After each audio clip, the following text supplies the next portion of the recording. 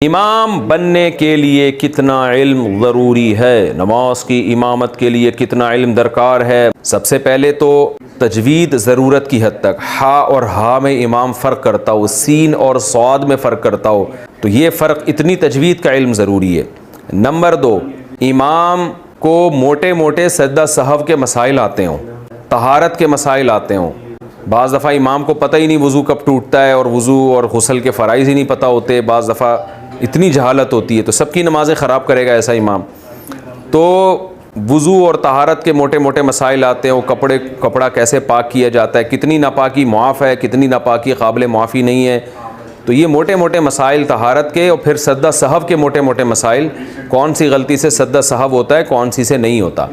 बाज़ दफ़ा इमाम को पता ही नहीं होता। ऐसी किताबें अल्हम्दुलिल्लाह मिल रही हैं जिनमें सजदा सहव के मसाइल आसान करके लिखे गए हैं, तो वो किताबें इमाम को पढ़ लेनी चाहिए एक दफ़ा।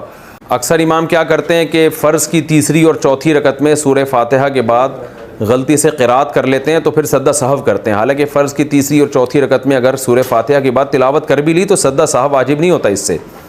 बाज़ दफ़ा इमाम ये करते हैं कि तीसरी रकत के बाद खड़े होना था, बैठ गए, लोगों ने सुबहान अल्लाह कहा तो इमाम फ़ौरन खड़ा हो गया और आखिर में सजदा सहव किया उसने। हालांकि इतनी जल्दी थोड़ी देर बैठने से सजदा सहव वाजिब नहीं होता, तहियात की एक मोतदबी मकदार पढ़ने से सजदा सहव वाजिब होता है। तो इस तरह की गलतियाँ इम्मा कर रहे होते हैं, चूँकि सजदा सहव के मसाइल मालूम नहीं होते, तो वो पढ़ लेने चाहिए। बहश्ती ज़ेवर जामे रशीद ने जो छापी है, तस्हील बहश्ती ज़ेवर के नाम से, उसमें बहुत आसान कर दिया। तो वो सजदा सहव के मसाइल इम्मा को चाहिए वो देख लिया करें वहाँ से। तो ऐसे मोटे मोटे मसाइल का इमाम के लिए सीखना लाजिम है।